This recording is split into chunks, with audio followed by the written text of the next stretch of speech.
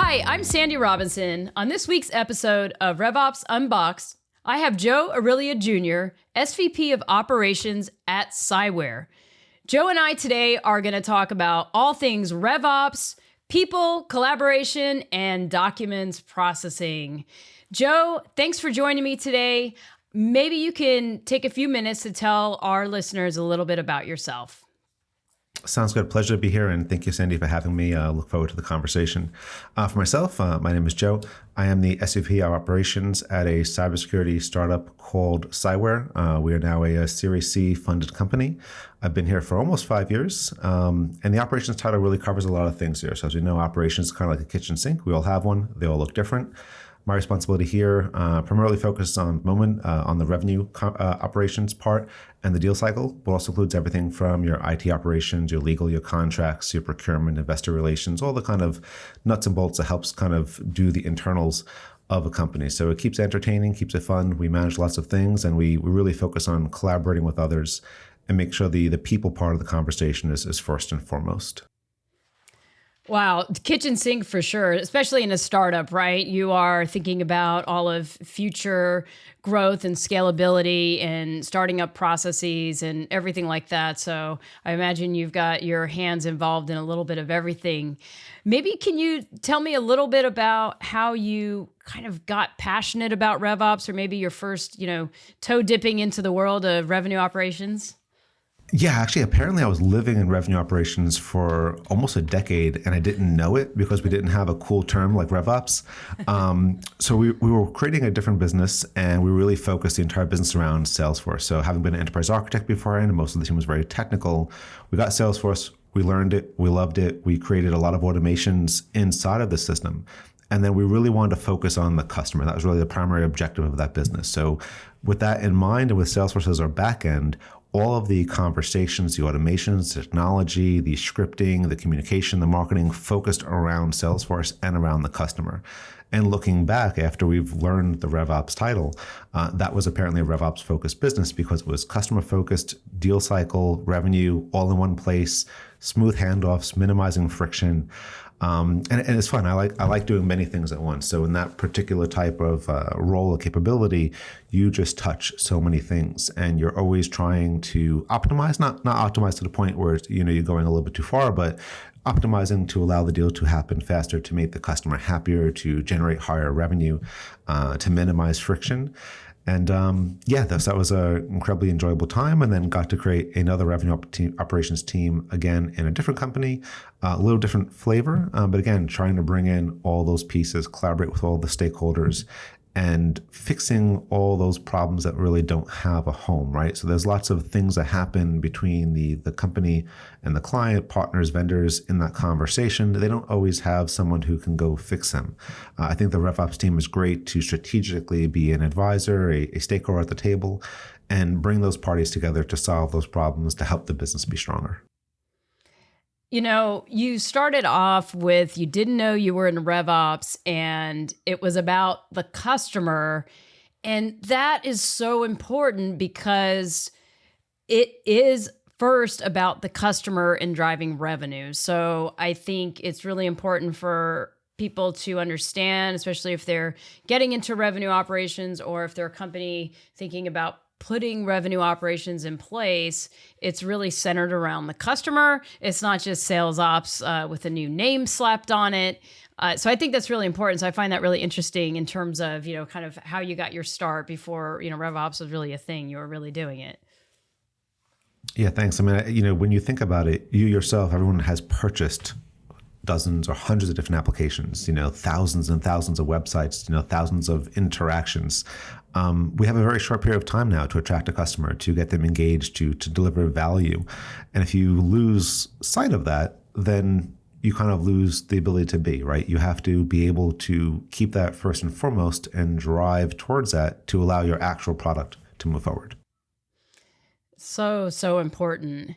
And something else that I really want to drill down on as we talk further is around the collaboration. So you mentioned just this strong need for RevOps to be a true collaborator so you can position, and be more of an advisory type of role.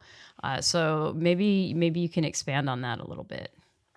Yeah, I think, as we all know, the term revenue operations is relatively new, right? If you compare that to your finance organization, your customer success, your marketing, your sales, they've been here for a very long time. There's no question on what they do per se. In some entities, revenue operations can be looked at the Salesforce team, the HubSpot team, the outreach team. They kind of work on the integrations. They kind of make the apps happy. They kind of feed the engine. But if you elevate that more to the deal cycle, the revenue conversation, the architecture of the revenue conversation, you have a whole different capability at hand. So whereas there could be friction and people kind of don't understand why things aren't going well, this is now the team that can step in and work between sales and CS, sales and marketing and operations, finance and sales, and be at that table. But more specifically, they're not carrying a bag. They're not commission based. They're not, on that part of the conversation. Their job in life is literally to be a facilitator to allow the conversation to go more smoothly. So their horse in the game is much different, right? They're not playing just a sales card or just a marketing card or just a finance card. I think that allows them to be more of a neutral party. And after you get some successes in that area, you can see other stakeholders pull that team in to have those conversations, to solve those problems, to integrate the pieces that they're frankly too busy to solve themselves. And rightfully, they shouldn't have to. It's not their job, right? It's not the sales team jobs or the finance team's job to understand all those missing components and do that glue conversation and kind of bring things together and kind of clean up those handoffs. That's where revenue operations kind of comes in. And the more they could work in a collaborative fashion, a communicative fashion, kind of bringing people together at that level where they have trust and they can rely on each other, I personally think that's kind of where it shines the best. I couldn't agree more. And it's not easy to do, right? And being that collaborator, I love what you said about having that objective viewpoint, right? Because ultimately you're there to help people. You mentioned the handoff points and all these other pieces, help people really work together for the sake of driving revenue, which means we have to enable the customer. So I think being in an objective space, whether or not the sales organization reports up through the person you report up through or the marketing does, to me, none of that matters, right? There's no perfect organizational structure. And I think in many worlds, you're dealing with different department silos that you're having to collaborate between. And it sounds like you've done that a lot. So how do you go about that, having that trust that you talked about, having that collaboration amongst other folks and departments? A teammate of ours created this slogan a while back, more for operations generally, and I think it kind of carries over to revenue operations. But when you ask, what does a team do? We usually say people, process, and technology. There's a whole bunch of technology, but it's kind of last because all the best technology without the people is kind of meaningless. So if your technology and your process is so arcane or rigid or impossible to actually work around, the people just say no. They'll just do it differently. People are very creative and they're ambitious. So people first, process, then technology. And if you kind of follow that pattern of thinking and you put that in terms of your decision-making criteria, you get the people involved, they're emotionally bought in, they understand why you're doing it, they can grow to the process, and then the technology facilitates the process with the people. So do you have like a specific scenario or something that you've put together that does involve kind of those three aspects and coordinating with a lot of different folks? I think, we certainly, when we're interviewing and hiring folks in that end, we look for those who are definitely collaborative in mind, right? It might even be a previous salesperson who has great people skills who moved into the technology realm. And they like to see that kind of the deal conversation kind of flourish. It's really all about less the documentation and the technology and the sharing. It's really more about solving problems. So again, a RevOps team needs to kind of sit and soak for a little bit, kind of understand what's happening, the lay of the land, how things are going, where the pain points are. And once those pain points are there, diving into that situation. Hey, we see we're taking 2 extra days to sign. This is a problem. We see you're having a quoting issue. This is a problem. We see customers always complaining about this. This is a problem. And then not only just saying, hey, raising my hand is a problem, it's we have a solution. That could be process, that could be technology, or we know how to make this better, or let's change this and let's change that. And then working with the teams to initiate that change for the betterment of the process and seeing those results and then measuring those results. So it's more than just, raising your hand and identifying the challenges. It's bringing the solutions to the table, helping the team consume those solutions, and then measuring that they actually worked at the end of the day. And in doing so, you've built trust, you built teamwork and collaboration, but you've also proven it works. So that way, when you have that next issue you raise, they can say, hey, this group actually solved it last time. We have something better. How can we make this better as well? And you're taking these baby steps along the way, right? You're not taking these giant, Godzilla-sized steps. You're taking baby steps along the way, and they add up to something better. Yeah, a good way to freak people out is to totally rip something away and just kind of drop something in new, right? You don't make many friends that way. No. And unfortunately that happens in some organizations where they're so siloed out that it's like, you log into Salesforce and then all of a sudden something is totally gone. Like we've all been there, right? And you're going, whoa, what happened? Why is this there? And we've totally missed a bunch of steps. Yeah, and Salesforce, as we all know, is just it's a very large tool, right? There's so many capabilities there. So, can you start to create Salesforce as one solid, database of records, so to speak, but then start to customize that for your individual teams? Can you make a home for CS? Can you make a home for sales, a home for marketing, a home for finance? And when you remove those edges, I think people start to use it more. People start to buy in more. They start to see the value more. They start to ask for things. When people start asking for solutions and capabilities and they stop asking for fields, it's like just a total mental shift. I like that. Yeah, because if they're asking for fields, that means there's something they can't find. But if they're providing, different feedback for solutions, I think it's a different mindset. So if you're building it with their usage in mind, right? So how do you do that well? Do you get folks involved on your team that are actually using Salesforce? How do you do that?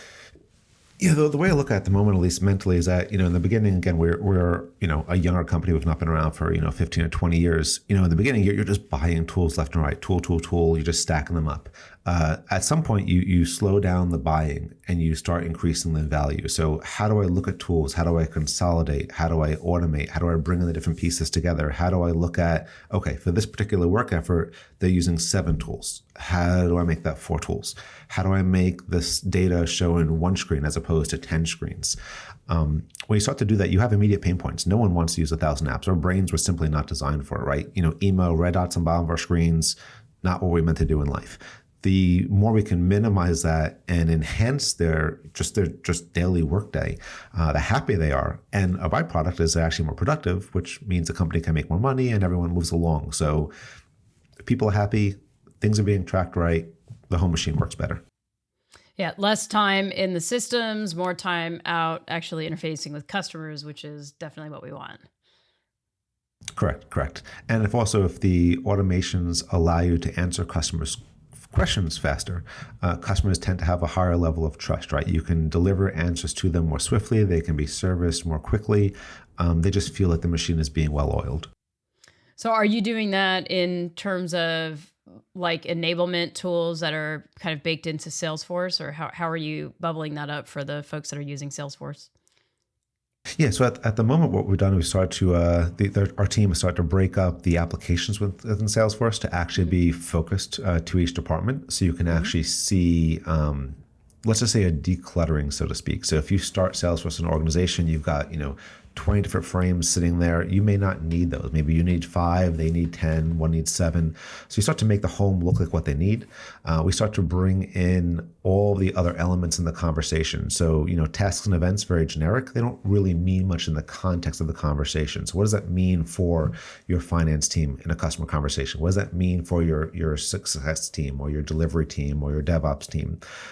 Bringing in those customized capabilities, whether it's, input, output, visualization, reporting for each of those teams, allows each one to then rely on the system, put the data into the system, be able to report from the system. But more so, when there is a client issue, you can now report across all the different departments' conversations related to that client engagement, so you can actually have a cohesive story. Having the full story across the full customer journey, I think is critical. So having that central source of truth and having everybody at least having everything touching the CRM, I think is something that when you're a startup, setting it up from the beginning is super critical, because I've heard of people who, 2 years, 3 years in, they're going, oh, we didn't think about our customer teams because we didn't have any customers yet. So we didn't really set things up to support that. So it sounds like you've kind of done that right from the beginning, where you are right now. Yeah, we really try to be very diligent in terms of how data gets into the system, how it's matured in the system, how we check things. It's almost like I kind of tell my team, when you're a Salesforce admin, you kind of stand there with the polite bat, right? You kind of need to know when to say no and kind of push things back. Not everything's a yes. And oftentimes, the more negative requests that could occur in the early days of a Salesforce implementation can be modified to be more functional with just a little conversation, right? You just don't say yes to everything. You have to work together. You have to understand. And it can be more challenging at first, but the results are plentiful, if you follow that path. So tell me a little bit about the work you're doing on contracts. So in enterprise sales, contracts, collaborating with legal, even CLM systems are a big part of revenue operations. And, if you're not having a smooth redlining process in a deal cycle that, might be 18 to 24 months, you could potentially add a month to 2 months fumbling around with legal on terms and conditions. So how do you work together with legal? What do you have in place regarding enterprise contracts and things like that in your program? Yeah, that's a great point. I mean, enterprise deals, when you talk about that many months, the number of teams involved, the back and forth, the paper can kill a deal. We all know it, right? No one wants to do it. No one wants to read it. So I've fortunately or unfortunately, spent more time doing contractual work in my professional career than I planned in life. I don't know how that kind of happened. In a previous life, I did a bunch of contracts work here. We also did. So contracts and legal are two of the operational teams that I'm fortunate to own here as well. And having that with RevOps, we really try to work together to streamline the handoffs, right? So when it comes to renewals, when it comes to conversations, when it comes to quoting, really trying to have that back and forth. But more so now that we've been around for a number of years, we've identified let's say the road bumps in the conversation. Where does a customer usually have a challenge? Where are they having a concern or a hesitation? And can we rewrite our papers to alleviate that pain, to minimize that? Because let's be honest, almost every single word, every single line that raises an eyebrow or creates a question could be a week or two right there, right? Or maybe reading your paper and say, look, I've hit 10 questions. I'm already annoyed. We're done. Like, I'm not doing this. Sign my paper. And that creates a whole nother realm of back and forth. So really trying to optimize that conversation and more so bringing in all the teams, right? So you think of contracts or legal as this sort of mythical back-end department. We're stuck in a basement somewhere. We don't talk to other humans. That's not how things work these days. It's collaborative. It's conversational. We're constantly pulling in product, marketing, sales, success, technical individuals in order to solve those problems. So it's no more of, hey, it's just, right or wrong, red line, not red line. It's really more collaborative, conversational, and also a very heavy security component. We're talking about GDPR, HIPAA, DPAs, privacy policies. The whole world has become way more technical. So I think that, an operational contractual department today, much different than one, let's say, 10 years ago. To your CLM point, that I think is incredibly popular. And even these days, a CRM, very important, very popular. I think more popular than a CLM. I think not everyone has that bandwagon, being hopped on yet. But how do you maintain all those things, especially if you're a startup? You're going for multiple funding rounds. You're going to have certain, scenarios in the future that would require you to be able to prove what you've been doing all that time. You have to be able to store your agreements in a organized way, report on the metadata from those agreements, sometimes do clause extraction to understand where you have certain liabilities or other things that are outside of the norm. So it becomes more of a, is this paper good for the company, as opposed to what's the lifelong journey of this paper? This is going to live through renewals. It could be an MSSA that's going to last through decades, for argument's sake, right? Lots of things being added onto it. So all that weight and responsibility falling on that turns into also needing to be reportable. So how do you get that data out? I've had the pleasure of going through multiple diligence rounds, and you got hundreds and hundreds and hundreds, if not thousands of questions. Being able to set up your CLM in integration with your CRM to be able to answer those questions before they're asked, massive time saver. That said, it's a lot of work. It's not easy. It's painful. It's very, very diligent. But I think if teams do that and they kind of move to that level of organization, it could be very, very worth it because of the time savings and what they can do afterwards. It's huge, especially if you are managing complex contracts, multiple amendments, order forms, additional SOWs, and things like that. When I was at Nimbus, we did go through a CLM implementation, and part of that was originally setting up our parent-child hierarchy in Salesforce to align with the legal contract structure. So we did that all the way down to the opportunity structure. So if you had a new logo that had an MSA attached to it, an order form, and an SOW, right? If there was an amendment, there was another opportunity that hung off of the original opportunity, right? So there was a whole structure. So we put that in place long before we brought in the CLM. So when we started to evaluate CLMs, it made it a lot easier to set that up because we had already coordinated with legal on the contractual structure and the hierarchy that led all the way to the grandparent, the parent, the child, and everything in your data. So I am a definite fan of going down that road, and there's so much great AI with these CLM tools now that can just like bubble this stuff up for you. Yes, it is. I guess, there was a lot of great AI out there, a lot of smart clause detection. Still need the human involved, to make sure that everything is there. But I see certainly as we progress into the future, that's going to save a lot of time, save a lot of conversation, be a little bit faster. So it's definitely great advancements. And I think too, with those like alternative, you mentioned like when things come up in redlining, if they're coming up, 10 times, should we look at our agreements, or maybe can we proactively provide the sales team with alternative language and things like that? And those tools can certainly help. You can do that in a spreadsheet too, but it's much faster to bubble it up in a tool. Yes. And, in the, I guess, pre-AI or pre-tooling, you'd have your contracts playbook, you'd have your deviation matrix, you kind of know what your good, better, best is.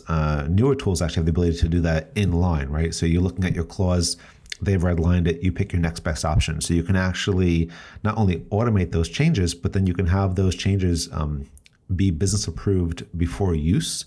So now you minimize the conversations between different teams with a handoff. So you're really having faster turns. So what used to be, hey, client sends back the red line, you don't like this clause, you need 6 levels of authority to change it. Well, they've already agreed that if I can't get A, I'm going to get B. So you send it back out. So you can turn things around theoretically very quickly.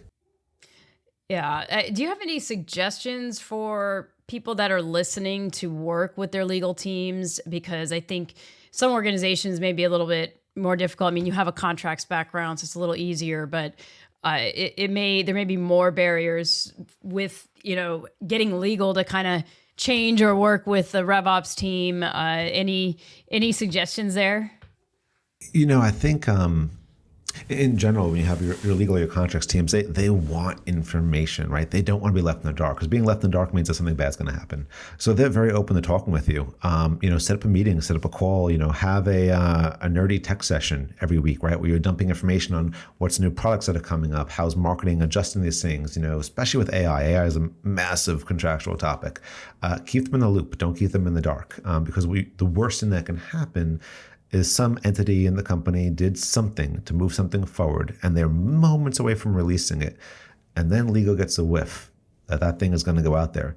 And they say, hey, everybody, this is really nice and sweet, but you got a whole bunch of issues that we didn't talk about yet. So bring them in early, have the conversations. They're reading all day long. A few more emails isn't going to hurt anybody. Just keep them involved and keep the conversation flowing. I like that. They're reading all day long. They sure do. They read everything. That's for Yes. sure. So I Yes. love that. And that kind of goes back to your people side and your collaboration and everything. And being in this sort of operations, revenue operations, really customer enablement, really type of a role. It's so important to have that collaboration internally to be able to remove the friction, which I love that you talked about friction.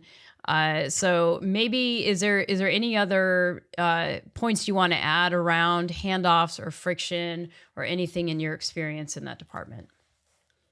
Yeah, I might even give I think it's sort of a little bit of a weird one perhaps, but think of it this way. Client has a question, client has something done. Usually Nancy does this particular item. Nancy's not in today, she's on PTO for 2 weeks. This has to be someone else has to do it. That other person doesn't have access to do that in that tool. What do you do? Now, in some companies, that could be a month-long process. How do you get access? How do you authorize that person? How do you do that? So even something as what might be considered completely irrelevant to the revenue conversation like IT could be integral to serving that client need. So bringing that client conversation back all the way to your internal IT processes and your authorization could actually be critical to closing a deal, because that team could be the one that stopped the deal from going forward when that team technically would think in normal they have nothing to do with the deal. So you have to just think of it throughout the entire conversation and understand all the different points that can cause that deal to go south. That's huge. And it's people who indirectly impact the deal cycle. And we don't always think about those. And until it's stopped and the thing doesn't work and everybody's panicking, right? And Susie's on vacation, so what do we do now? So that's definitely huge. This has just been a great conversation, Joe. I'm sure we could go on for days and days and days. I'd like to close up here, and maybe you can give our listeners some advice, some things that you like to, live by, or some game changers maybe in your career for as we end up here. Yeah, for me, and I'm asked this question a little bit. Never stop learning stuff. Learning how to learn is the biggest thing. Getting as much information as you can. And I repeat the same thing, and I apologize for that, but there's so much free content out there. There's so much information. If you want to learn something, it's hardly going to be the case if you have an internet connection that you can't find it. White papers, webinars, resources, information. LinkedIn message someone, hey, I have a question. Can I have a 15-minute chat? It's all for you for the taking. If you want to learn something, just go learn it. Just go research it. Ask questions. Go to events and group communities that have nothing to do with what you actually do, because it may excite you. You might learn something. You might see some cross-pollination between different ideas. And don't just hide in a corner. Just talk with people, have conversations, and keep on learning stuff. Do you have any go-to learning resources that you want to share with people? To be honest, the revenue-based communities, communities for your individual trade, Slack communities, they are basically just honeypots of free resources. The webinars, podcasts like this. I think the easy way as well is when you find one you like, just find all the ones that are related to that, and you just never be out of particular things to read or listen to. Just so much content, and just reach out to people. What's someone going to do? Just ignore your message? Doesn't hurt, right? Message someone on LinkedIn. Hi, Bob, I have a question. Or hi, Susan, this looks interesting. I like your work. I like what you said. Can we have a chat? Worst that happens to say no. Best thing, you made a networking connection and you learned something. I love it. That's great advice. Well, I really appreciate the time today, Joe, for taking the time to talk to me on this week's episode of RevOps Unboxed. So I will talk to you soon. Thank you so much. Thanks so much, Sandy. I had a great time. Thank you very much for having me. Appreciate it. All right. Take care. This has been another episode of RevOps Unboxed in partnership with the Revenue Operations Alliance. Until next time, keep unboxing.